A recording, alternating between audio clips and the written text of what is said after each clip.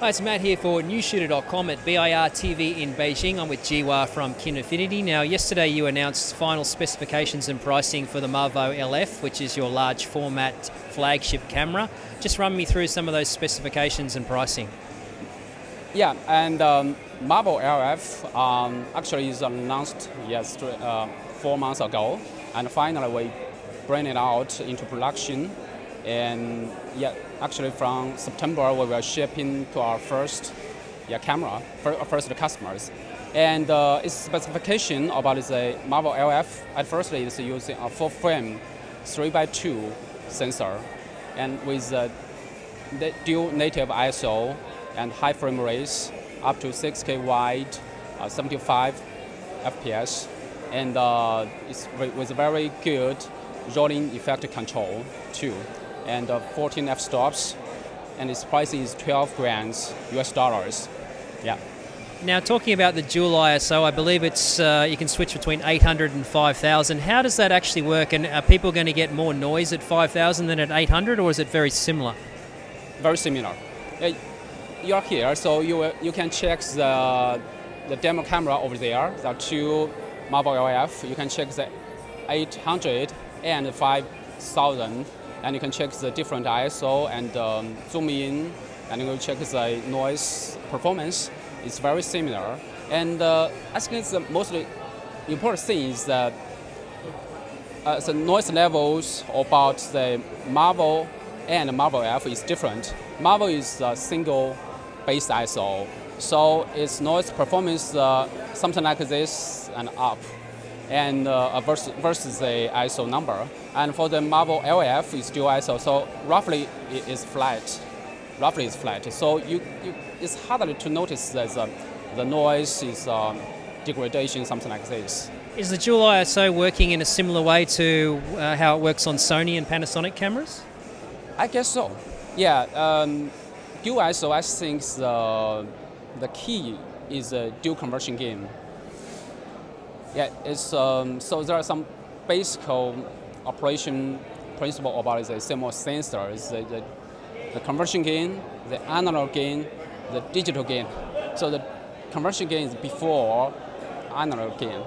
So the low conversion gain and high conversion gain, you can either choose the low and high, while the noise performance remains the same. Yeah. And have you had a lot of interest in the MAVO LF? Has there been a lot of pre-orders already for the camera? Yes, exactly, yeah. Are you going to be able to keep up with the demand? We try, yeah.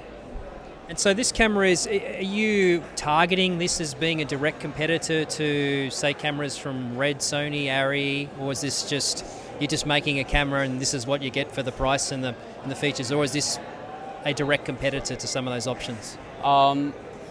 I don't think it will have a direct competitive one, because from what I understand is the market, and for the newcomers, I mean for the beginners of this video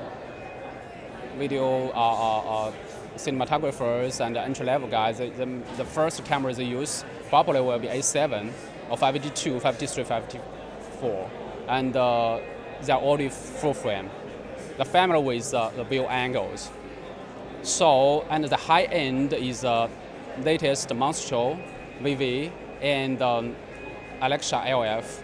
They are with nearly the same, also Venus full frame, and the C700 full frame too. While between of them, there is a large gap.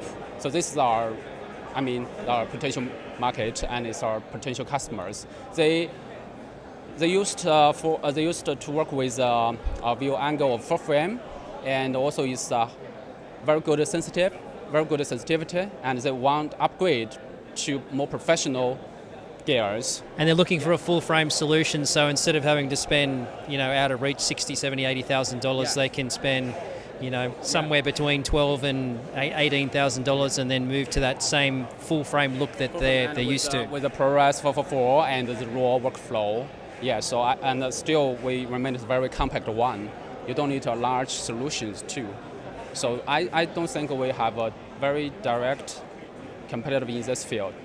And speaking of RAW, Kine RAW 2.0 is still in the works. It's going to be coming out soon, though? We're still working on the Kine RAW 2 because we define the Kine RAW 2 as a compressed one. Is a little bit different. I think it's much different from previous Kine RAW 1. And you know that now we have the 675. It's a very high frame rate, and its data rate is much higher. So we are still trade-off between the image quality and the compression ratio. So it will need more time on that. I guess the possible date is the end of this year. But yeah. And any plans? People are going to ask this. ProRes RAW. Any chance of it coming into Kinefinity cameras? We are working on that with Apple, and it seems that now there's no DI software supports the Apple RAW except FCP Final Cut.